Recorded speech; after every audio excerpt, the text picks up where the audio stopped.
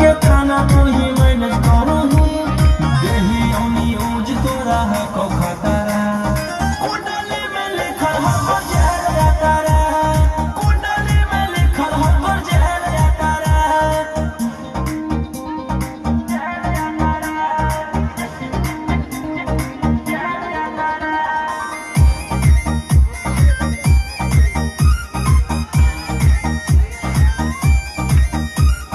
काले फॉर्च्यूनर रहा काला